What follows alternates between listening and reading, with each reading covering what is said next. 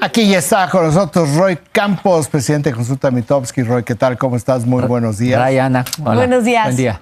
Oye, Roy, ayer hubo una larguísima sesión en el Senado, 13 horas, 4 recesos, para todo el proceso de reelección de Rosario Ibarra al frente de la Comisión Nacional de los Derechos, Rosario Piedra Ibarra, al frente de la Comisión Nacional de los Derechos Humanos. Hoy hay los periódicos, interesantes los periódicos, porque quiero platicar contigo de eso, cómo lo están señalando.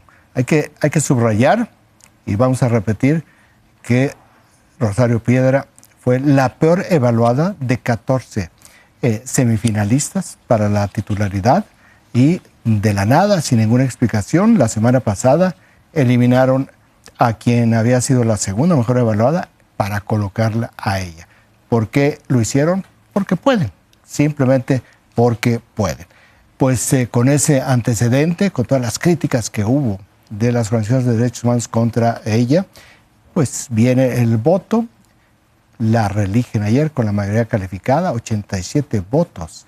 Superaron la mayoría calificada y hoy los periódicos registran parte de lo que sucedió y es de lo que quiero platicar contigo. El Universal dice en su titular principal, Morena impone a la misma Piedra como titular de la CNDH. El Financiero se va más al fondo y dice, acusan presión de Adán Augusto López, el coordinador de Morena en el Senado, para reelegir a Piedra en la CNDH. Incluso La Jornada, un periódico totalmente obradorista, trae hoy en su hipereditorial, en la contraportada, en la rayuela, que dice, la historia dirá, el Senado tropezó otra vez con la misma piedra. Roy Campos, ¿qué es lo que te deja el debate, lo que ya se está reflejando en los periódicos, políticamente, qué sucedió ahí? ¿Y qué tanto es el impacto? A ver, ¿cuándo habíamos vivido esta tensión en el Senado, en la votación, para reelegir a la Comisión de Derechos Humanos? Jamás. O sea, ni que fuera la reforma judicial. O sea, era el reelegir a una Comisión de Derechos Humanos que en los hechos está desaparecida. La desapareció el gobierno anterior, ¿no? ¿Y por qué tanta tensión? Tanta tensión. Y tiene que ver con la narrativa. No hay el costo político porque la gente no está pendiente de esto, ni sabía que existía, no ve a la Comisión de Derechos Humanos como algo cercano. O sea, no es eso el hecho. Entonces, no es un costo político, electoral o que pierdas simpatizantes. No, hay una narrativa que se está construyendo que esto pasa ayer. Primero es las defensas que se hacía de ella. Fíjate nada más la contradicción que había. Cuando decían, la defensa era su fidelidad a la 4T, o sea, es leal a la 4T, y lo icónico de la lucha de su mamá. O sea, su mamá es icónica en la lucha de derechos humanos en contra del Estado, ¿no? Y la contradicción es que a ella es una doble contradicción. Sí. O sea, es eso, y la otra es que su fidelidad, pues precisamente la CNDH tiene que ser un órgano autónomo, porque a quien defiende es a la gente contra de los gobiernos. Sí. Contra el gobierno, ¿no? Y no, hay una contradicción ahí. Pero bien, esa es una. Pero dos, la narrativa. La oposición sabe que esto que ocurrió va a ocurrir a toda propuesta, todo nombramiento, toda ley, todo cambio constitucional, simplemente existe legalmente los votos para hacerlo. Como bien dices tú, lo incluyeron en la terna pues porque pueden. O sea, tienen los votos y es legal. Y la votación de ayer fue legal. Presión o no presión, fue legal. O sea, puede decir lo que sea.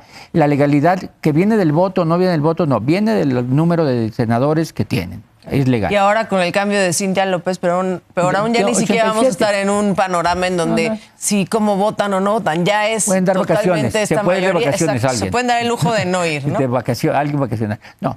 La narrativa. Durante todo el sexenio de López Obrador, la narrativa fue que su movimiento era un movimiento que se enfrentaba a un suprapoder, al poder del PRIAN, mercados, televisoras, empresarios, y era un suprapoder y ellos eran un movimiento el que se enfrentaba para vencer a ese suprapoder. Poco a poco se ha instalado la idea de que ese suprapoder hoy es la 4T. O sea, ya no es la 4T enfrentándose al superpoder, sino el poder de la 4T aplastando a cualquier oposición que aparezca. Eso que era la imagen que se tenía del PRI anteriormente, hoy en poco tiempo se ha instalado en la 4T. Entonces no hay un poder. Ya el discurso de enfrentar al poder ya no le funciona a la 4T. Pero hay una división en Morena. Sí. Y en el poder. O sea, que es el receso de los 4 recesos y las 13 horas Era para convencer a los morenistas. Efectivamente, no era para estar cabildeando con la oposición, era un problema interno. De hecho, el intento de la oposición de hacer el voto secreto era para decir, para que se atrevan a votar en contra. Ustedes que no se atreven a decirlo, porque sabemos que en Morena hay gente que no quiere votar. O sea, era el intento de la mampara, del voto secreto. Esa división en Morena la vamos a ver cada vez más frecuente. O sea, y no se va a hacer cada vez más frecuente, pero cada vez más marcada. O sea, pero ¿tú crees que llegue a haber el que finalmente diga, yo no voy a votar así? O sea, el que se atreva a rebelarse por completo, o siempre vamos a estar viendo esto del receso y tratar de convencer, depende de los temas. O sí vamos a llegar a una ruptura. Mira, depende de los temas. Yo creo que cuando la instrucción viene de arriba, nadie se va a atrever. O sea, cuando la instrucción viene de arriba. Cuando la instrucción es un poco que te dejo suelto el tema, alguien se va a atrever. En esta Javier Corral dijo, no voy a votar por ella, Javier Corral. No sé si alguien más en el Inter y en algún tema. Yo creo que en un tema como este, donde la presidenta habló, la defendió y justificó su inclusión, ¿quién se iba a atrever a decirle que no a la presidenta? O sea, esto era muy difícil. Pero cuando sea alguna ley... Ahora, esa es parte de la discusión de ayer. ¿De qué arriba es de donde vino? ¿De qué arriba? ¿De qué, ¿No? Esa es parte ¿De qué departamento? ¿De qué parte? ¿De qué puerta vino? ¿De qué puerta? ¿De qué oficina llegó esa instrucción? Yo creo que es lo que habla más de la división sí. Y lo que es mucho más interesante hacia adelante, Roy.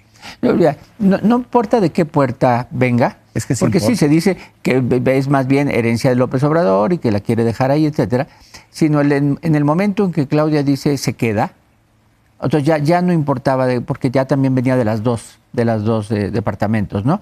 Porque Claudia justificó, habló de su mamá, ella fue la que usó la palabra, es icónica en la lucha de derechos humanos, entonces ya automáticamente ya estaba doy mi aval aquí.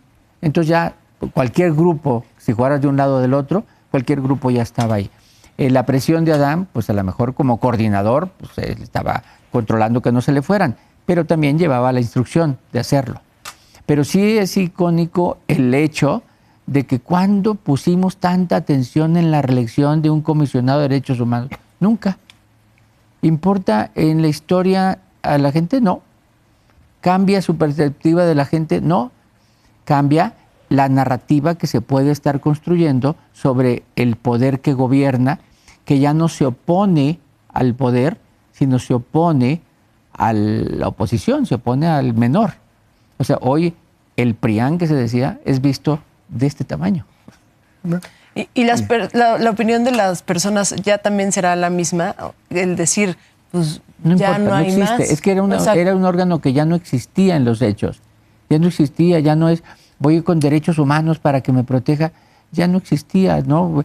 Las recomendaciones ya no se hacen. No había. Ya no se hace. No hubo absolutamente nada. ¿No? Roy, muchísimas gracias por estar aquí con Gracias, nosotros. Roy. Nos vemos la próxima semana.